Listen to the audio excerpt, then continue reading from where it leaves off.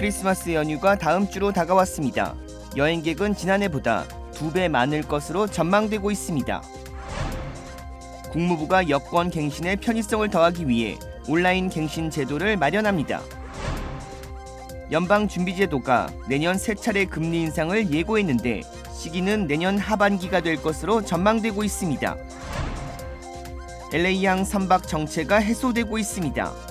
수입이 줄어든 영향도 크다는 분석입니다. 물류업계의 어려움이 지속되고 있습니다. 중소기업의 경우 더욱 힘든 시기를 보내고 있습니다. 내년도 항만 물류 적체 해소 시기를 알아봅니다.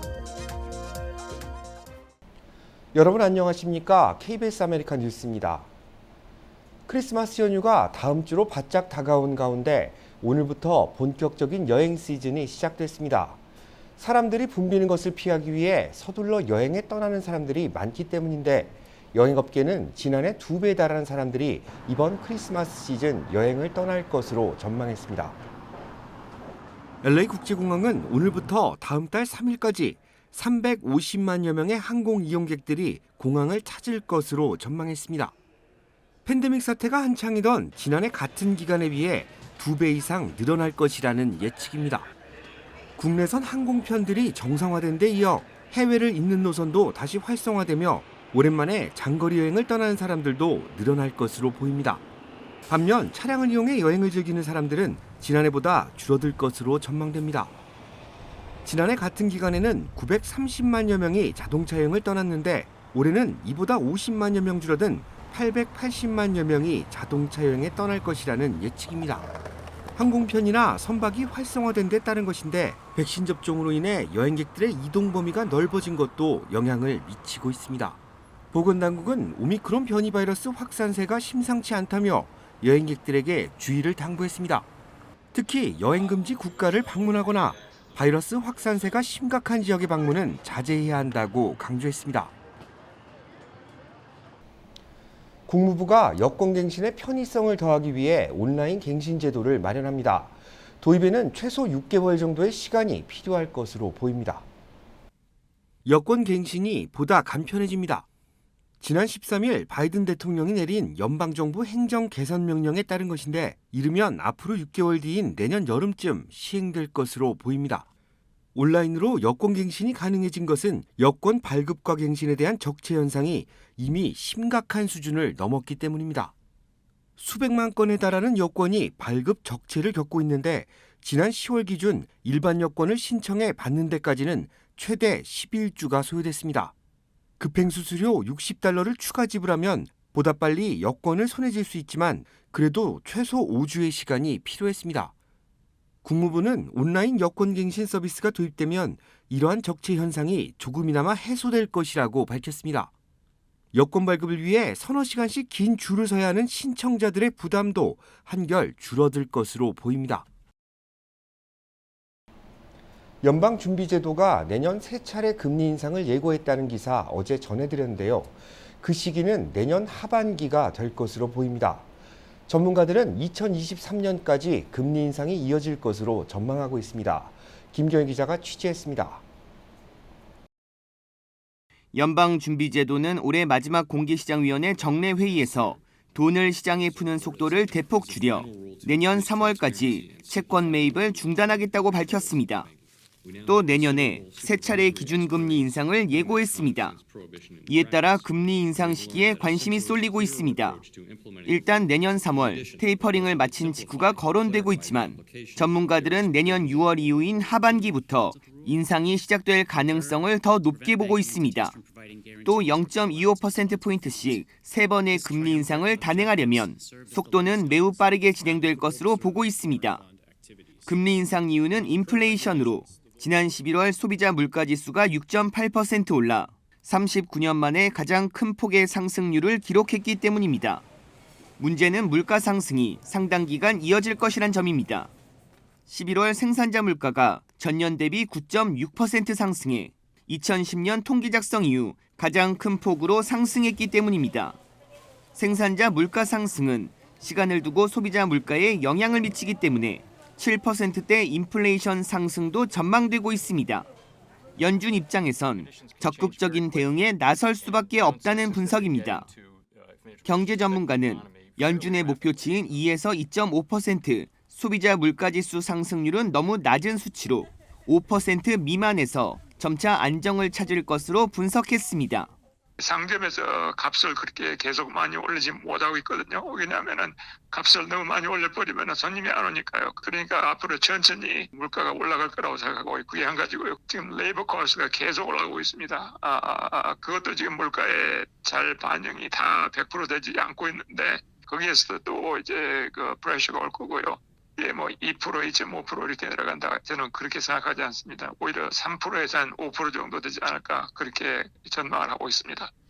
경제 전문가들은 인플레이션 고공행진 속에 고용시장은 4%대 실업률로 안정을 찾고 있어 내년에 이어 2023년에도 금리 인상은 지속될 것으로 전망하고 있습니다. KBS 뉴스 김경일입니다. 컨테이너를 실은 배들이 100여 척씩 바다에 떠 있다는 소식 수차례 전해드린 바 있습니다. 최근 LA항에서는 선박 정체가 많이 해소되고 있다고 하는데 수입이 줄어든 영향도 크다고 합니다. 박시몬 기자가 취재했습니다. 미국에서 가장 분주한 LA항의 선박 정체가 조금씩 해소되고 있습니다. 조 바이든 대통령이 LA항의 운영 체제를 24시간으로 돌리고 오래된 선박에 대해서는 수수료를 부과하겠다고 발표한 지 2달 만입니다. The number of import containers on our docks is down significantly since we first announced plans for a container dwell fee. The threat of a fee has helped reduce containers lingering 9+ days on the import side of our business by 56% since this plan was announced back on October 24th. 현재 화물 컨테이너가 빠르게 움직이고 있지만 아직도 100척의 배가 롱비치 인근에 떠 있는 상황입니다. LA 항만청은 올해 컨테이너 수입 물량이 코로나 이전보다 13% 증가할 것으로 예상하고 있습니다. The sustained and unmatched demand by the American consumer is pushing our import numbers to new levels. We're on track for an all-time import record in year 2021 of about 5.5 million TEUs. That's 13% better than the previous mark set back in 2018. 항만청은 7만 개가 넘는 빈 컨테이너가 항구와 터미널에 놓여 있어 화물들을 트럭과 철도로 옮기는데 방해를 받고 있는 점도 물류 정체를 유발하는 요인이라고 설명했습니다. 항만청은 해운 회사들에게 빈 컨테이너를 처리할 것을 촉구하고 있으며 필요할 경우 재정적인 처벌도 고려하고 있다고 밝혔습니다.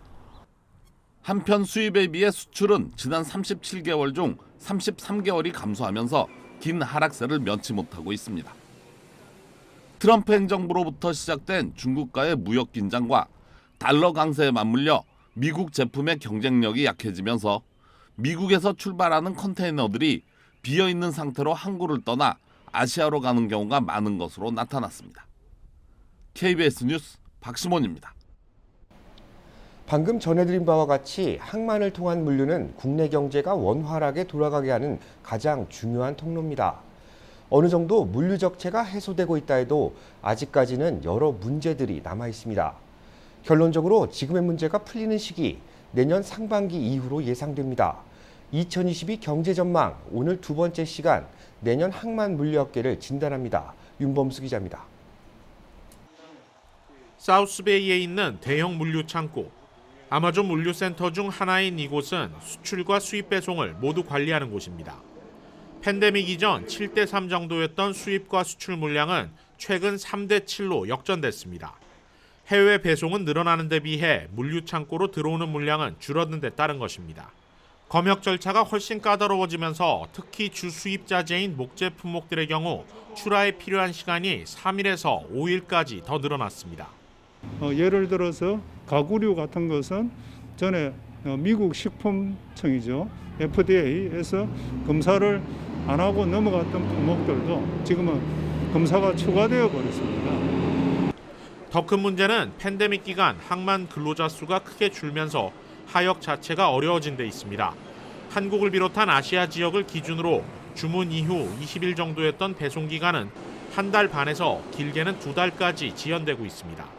일부 컨테이너들의 경우 아예 출항지에서 출발하지 못하는 경우도 발생하고 있습니다.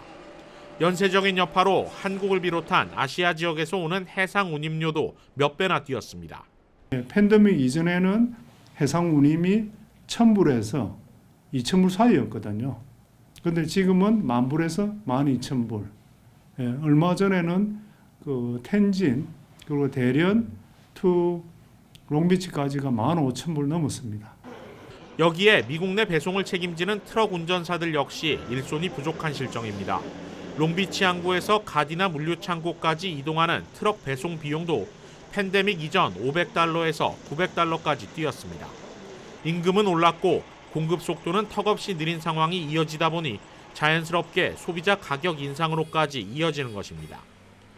전문가들은 물류 적체가 해소되기 위한 첫 고비를 내년 3월경으로 보고 있습니다. LA 롱비치항 당국과 서부 해안항만 노조 사이의 5년 계약을 갱신하게 되면 다시 하역 작업이 원활하게 이뤄질 수 있다는 전망입니다. 그렇다 해도 배송에 드는 전체 운임 가격이 원래대로 내려가기에는 여러 복합적인 문제들이 산재해 있습니다. 내년 가을 겨울에 지금보다 그러면 한 5,000불 전후가 형성되지 않을까 싶습니다. 해상 운임은요. 트러킹 비용은 지금에서 그렇게 많이 내려가지는 않을 것이다. 항만 물류 적체 현상은 내년 상반기를 넘어서면 어느 정도 해소될 수 있을 것으로 보입니다. 다만 올라간 물류 비용까지 팬데믹 이전 수준으로 돌아가는 것은 현실적으로 어렵다는 분석입니다. LA 롱비치 항구에서 KBS 뉴스 윤범수입니다. 플러싱의 고용 회복 속도가 빠르게 나타나고 있습니다. 백신 접종률도 뉴욕시와 퀸즈를 월등한 차이로 앞질렀다고 합니다. 제2사 뉴욕 KBTV 김경선 기자가 보도합니다. 어제 톰 디나폴리 뉴욕주 감사원장은 데플러싱 지구 경제보고서를 발표했습니다. 여기서 데플러싱 지구는 플러싱, 칼리지 포인트, 와이스톤, 머레이힐 등을 포함합니다. 해당 보고서에 따르면 플러싱 지역 주민들의 코로나19 백신 접종률이 92.8%로 나타났습니다. 이는 뉴욕시 평균 접종률 69.2%와 퀸즈의 75.17%를 훌쩍 뛰어넘는 수치입니다. 경제 전문가들의 분석에 따르면 플러싱은 팬데믹 초반에는 경제적으로 타격을 크게 입었으나 높은 접종률과 함께 빠른 고용 회복률, 연방지원금 등의 힘을 받아 경제 회복 속도에 박차를 가하고 있습니다. 코로나19 사태 초반인 작년 2분기에는 데플러싱 지구의 민간 일자리 중 4분의 1이 사라졌으나 올해 1분기에는 일자리 수가 전년 대비 8.4%만 감소하였다는 것입니다. 그에 반해 퀸즈는 12.5%, 뉴욕시는 14.1%의 감소폭을 보여주었습니다. 디나폴리 감사원장은 데플러싱 지구가 코로나19에 이어 허리케인 아이다의 피해까지 겪었지만 빠른 회복세를 보인다고 평가했습니다.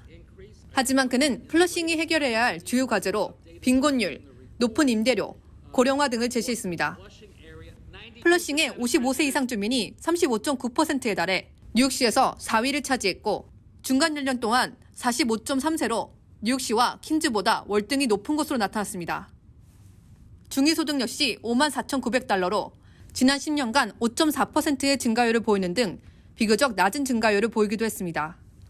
또한 세입자는 40.7%가 심각한 임대료 부담을 겪고 있으며 빈곤율은 16.4%로 퀸즈보다 5%포인트 높은 것으로 밝혀졌습니다.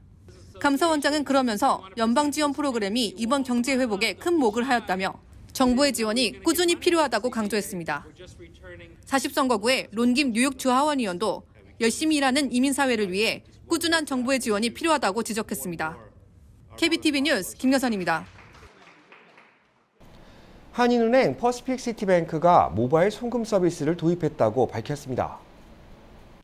퍼시픽시티뱅크가 온라인 입출금이 가능한 모바일 송금 서비스를 시작합니다. 퍼시픽시티뱅크의 온라인 송금 서비스는 젤 시스템과 연동됩니다. 애플 앱스토어나 구글 플레이스토어에서 퍼시픽시티뱅크 모바일 뱅킹 애플리케이션을 다운받은 뒤 상대방의 이메일 주소나 휴대전화 번호만 알면 편리하게 돈을 건네고 받을 수 있는 구조입니다. 송금은 대부분 5분 이내에 이루어집니다.